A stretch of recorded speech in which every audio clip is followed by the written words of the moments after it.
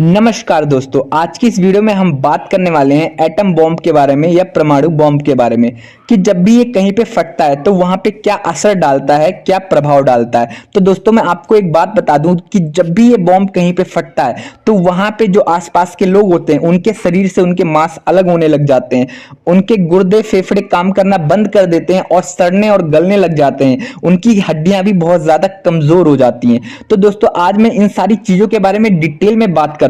उससे पहले मैं चाहूंगा आप इस वीडियो को कंप्लीट देखिए ताकि आपको सारी नॉलेज मिल पाए, और इस चैनल को जाते जाते सब्सक्राइब भी कर दो ताकि मैं मोटिवेट हो सकूं आप लोगों के लिए और भी अच्छी अच्छी और इंफॉर्मेटिव वीडियो बनाने के लिए। तो दोस्तों वीडियो में आगे बढ़ते हैं। तो दोस्तों जैसे कि आप लोगों को पता है कि अमेरिका ने 6 अगस्त 1945 हिरोशिमा पे पहली बार एटम बॉम्ब विस्फोट किया था।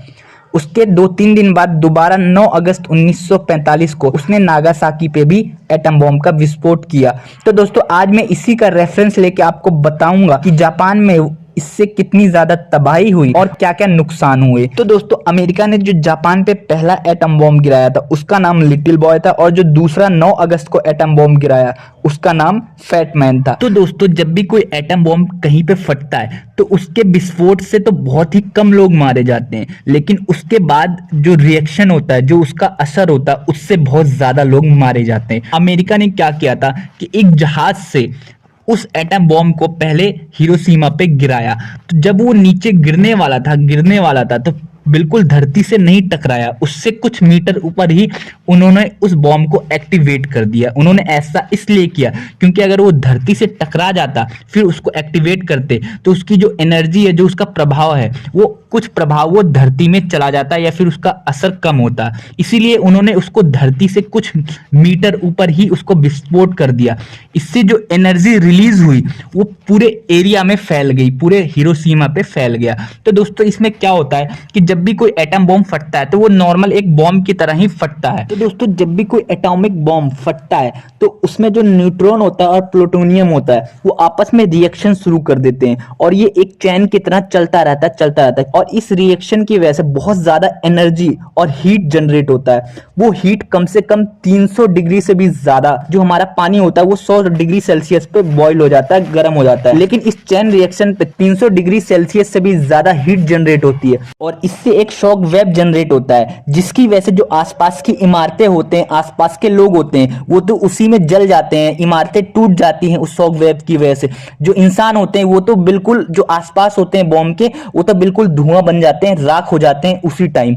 मतलब कि इस धमाके से जो गर्मी प्रोड्यूस होती है उससे तो 10 किलोमीटर के एरिया में तो कुछ बचता ही नहीं, सब कुछ डिस्ट्रॉय हो जाता है उस गर्मी से, सिर्फ 10 किलोमीटर के एरिया में।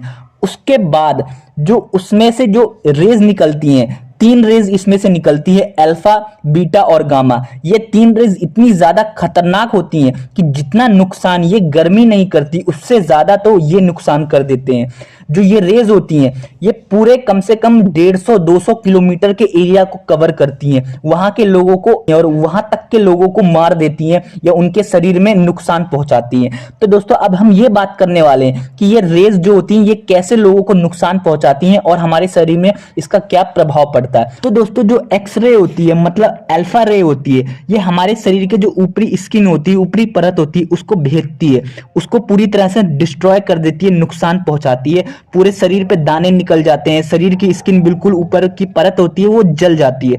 और जो गामा रे होती है वो इतनी ज्यादा खतरनाक होती है कि उस ऊपरी परत को भी भेद के वो अंदर तक चली जाती है, और जो हमारे गुर्दे, फेफड़े, दिल, उनको पूरी तरह से खत्म कर देती है। अगर आप बॉम्ब के बहुत ज्यादा पास हैं फिर तो वो अंदर से उनको गला के तुरंत ही खत्म कर देती, आपकी मौत तुरंत हो जाएगी। तो दोस्तों आप इसी चीज से अंदाजा लगाइए कि हिरोशिमा पे जब ये बॉम्ब फटा था तो वहां के आसपास के लोग जब बहुत ज्यादा इससे प्रभावित हो गए, बहुत ज्यादा नुकसान हो गया उनके शरीर का, तो उनकी मदद के लिए जो लोग आए, तो जब उनको पकड़ा जा रहा था तो उनके शरीर से उनके मांस अलग हो जा रहे थे। तो आप इससे अंदाजा लगा सकते हैं कि कितनी ज्यादा तबाही, कितना ज्यादा शरीर का नुकसान होता है। और जो लास्ट रे होती है वो होती है गामा रे, ये और भी ज्यादा नुकसानदायक होती है। मतलब कि ये आपको तो मारती है मारती है, या फिर अगर आप बच जाते हैं तो जो आपकी आने वाली पीढ़ी होती है उसको भी वो विकलांग कर देती है। मतलब कि कह सकते हैं जो गामा रे होती है वो हमारे डीएनए को चेंज कर देती है। तो इससे क्या होती है, जो हमारे आने वाले बच्चे होते हैं या तो वो विकलांग पैदा होते हैं, किसी की आंखें नहीं होती, किसी के हाथ नहीं होते,